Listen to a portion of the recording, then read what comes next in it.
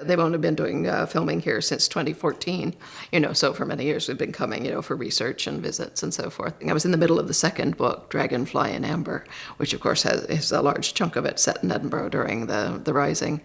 And so I needed to see, Holyrood Palace and the Edinburgh Castle and, just get the feel of the city and the Royal Mile and all of that. But we hadn't reckoned with the Edinburgh Festival being on. And, of course, by the time we decided to come, it was impossible to get a room anywhere in Edinburgh. The closest we could get was Dundee. So we went to Dundee and commuted for 2 days back and forth, which is about 40 miles one way. And so we saw a great deal of Dundee by night. The first night we were there, we were looking for our hotel, and my husband was driving our rental car. We'd driven up from London, so he was fairly comfortable. But in the dark, he sort of lost his bearings for a moment and turned into the wrong lane. So we were, and it was a stoplight, and we were stopped dead.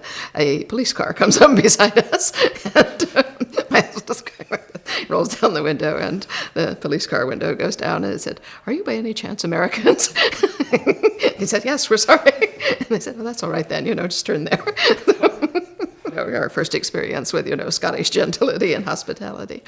Yeah, so we did then come to Edinburgh the next day and spent the entire day hoofing it all over the city and seeing everything there was to see.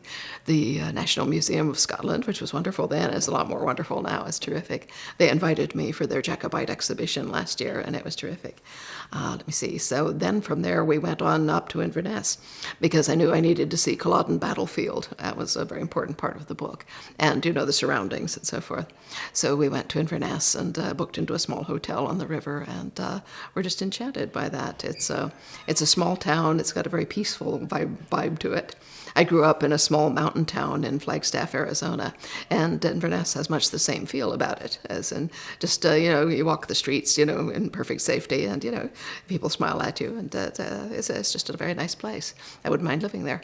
But later, of course, we found the Hopetoun House Hotel, which is absolutely wonderful and where we normally stay now.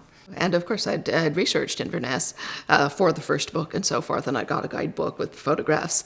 As I say, I had written the first book long before the internet existed, so I did all of that from library research. I began writing Outlander in 1988.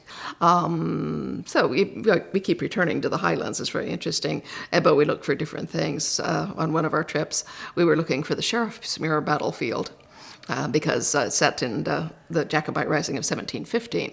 The Jacobites rose repeatedly. It took a long time for the English to put them down. They just kept popping up again. And in fact, even at the time of the 45 and after Culloden, there were Jacobites plotting away in Sweden and Russia and a number of other places, certainly in France. It's just none of those plots ever worked up enough steam, to reinvade England, but they wanted to. They kept trying. So anyway, we were looking for Sheriffmuir. Well, there is no there, as they say.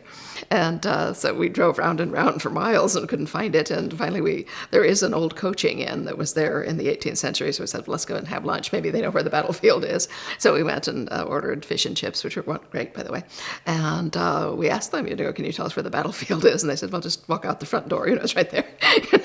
We're actually on the battlefield. And we said, is it marked in any way? And they said, well, I think there's a memorial stone, about a mile up the road that way, but that's it. And that is it. There's nothing there. It's not a curated site at all, quite open. But it did tell me, what it was probably like in the 18th century is it's completely overgrown, so it was in the same state. We went to Orkney on one trip. It was fabulous. In fact, on that trip, we had come more for pleasure than for research, but, you always find something you can use and make your trip tax deductible. So we had booked Hugh Allison, a lovely man.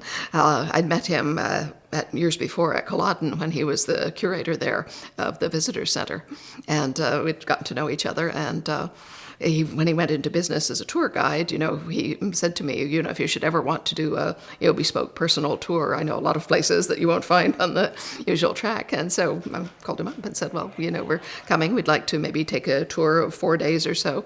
We were thinking maybe northwest Scotland because we've not really been up that way. So he made a fabulous tour for us, and we went and saw, all kinds of things. And Ullapool and Thurso and Tongue and Lair and a few other places, but also wild places, because he took us to the Smoo Cave, which is a fantastic natural feature. It's a big open cavern, and it's got a waterfall coming through the roof and a pool underneath that is big enough to boat on if you were so inclined. It's rather creepy down there. And he also stopped dead in the middle of a meadow at one point in the Highlands, and he said, "I'm going to take you off the road here about 50 feet." He said, "There is a Stone Age burial chamber there. It's open, but no one's ever found it except me, so I haven't told anyone that it's there." So we were able to go and look at that. We didn't go down into it, but we could see it. It was very, very interesting. I chose historical fiction because I was a research scientist. I knew my way around a library, and in fact, I am very good at research. So, in fact, I did know quite a lot about Scotland.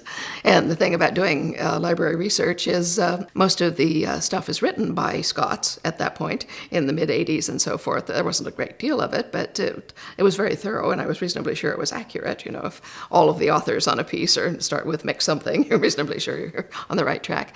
And also, because Scotland is so beautiful, there's an immense amount of pictorial stuff. Back then it was, VHS videotapes and things like that. But there were also picture books and magazines and things like that. And so I knew what Scotland looked like. I was quite surprised when I got here to find that it was even better than it looked in the photographs, which is something to say.